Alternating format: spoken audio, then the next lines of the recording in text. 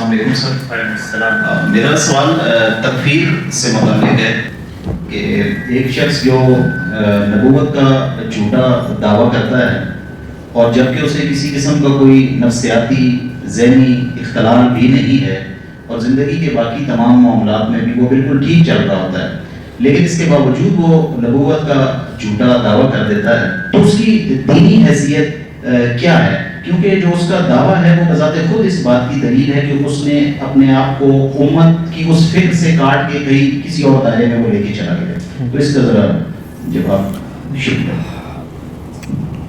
دیکھیے، اس دنیا کے اندر ایسا کبھی بھی نہیں ہوتا کہ پوری کی پوری ملت ایک ہی رجحان سے چیزوں کو سوچے سمجھے. ہمیشہ سے اس طرح کے انحرافات پیدا ہوتے چلے آتے ہیں. یہ خدا کے وجود کے بارے میں بھی پیدا ہوتے ہیں، نبوت کے تصور کے بارے میں بھی پیدا ہوتے ہیں. خود جس طریقے سے میں نے یہاں پہ ذکر کیا کہ دین کو کیسے سمجھا جائے، اس کے بارے میں بھی پیدا ہو جاتے ہیں. ختم نبوت کا جو عقیدہ ہے وہ انسانیت کا ایک مشترک حافظہ ہے. اللہ کے پیغمبر کو جو کتاب متعارف کراتی ہے اس نے اس باب میں دو ٹوک بات کر دی ہے، اور وہ دو ٹوک بات اتنی دو ٹوک ہے کہ اس کے اندر کسی تعویل کی بھی کوئی گنجائش باقی نہیں رہتی.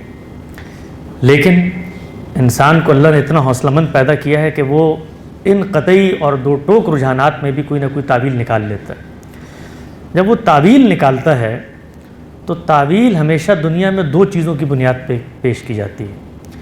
ایک ہوتی ہے کوئی دوسری نص، کوئی دوسری آیت اس کے سامنے موجود ہے جس کی بنیاد پر وہ اس محکم آیت کی کوئی تعویل کرے گا، اور دوسری چیز ہوتی ہے علم و عقل کا کوئی مسلمہ، کوئی اسٹیبلش فیکٹ جس کو وہ پیش کرتا ہے اور جو روایت یا جو آیت آپ پیش کر رہے ہیں اس کی تعویل کرتا ہے.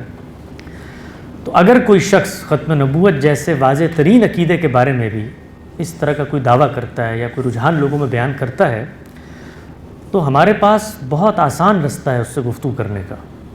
اور وہ آسان رستہ یہ ہے کہ جس چیز کے بارے میں تم دعویٰ کر رہے ہو وہ اللہ کا دین ہے، اور اللہ کے دین میں کوئی بھی بات آپ اپنی افتاد طبع سے نہیں کہہ سکتے، آپ اپنے ذاتی رجحان کی بنیاد پہ نہیں کہہ سکتے، آپ اپنے کسی شخصی کشف اور الہام کی بنیاد پہ نہیں کہہ سکتے. اس کے لیے آپ کو سند لے کر آنی ہے. دنیا میں حقیقت کو پرسیو کرنے کے بہت سارے ذریعے تھے. انسان معلوم سے نامعلوم کا سفر طے کرتا ہے، انسان کے سامنے جو علم ہے اس کے حاصلات سے عقلی استنباط کرتا ہے، اس سے استقراء کا ایک عمل ہوتا ہے. ہم لوگ جو اپنے آپ کو مسلمان کہتے ہیں، ہم ایک شخص کی خبر پر اعتماد کرتے ہیں. وہ خبر پیغمبر ہمیں دیتا ہے، اور پیغمبر کا دعویٰ یہ ہے کہ اس کی خدا سے ملاقات ہوتی ہے.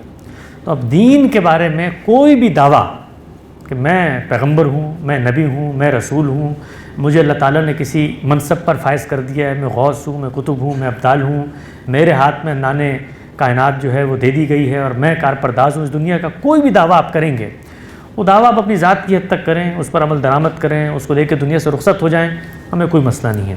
لیکن جب وہ دعویٰ آپ ہمارے سامنے پیش کریں گے تو ہم صرف ایک سوال آپ سے کریں گے کہ اس دعوے کو قرآن مجید کی کون سی آیت بیان کرتی ہے.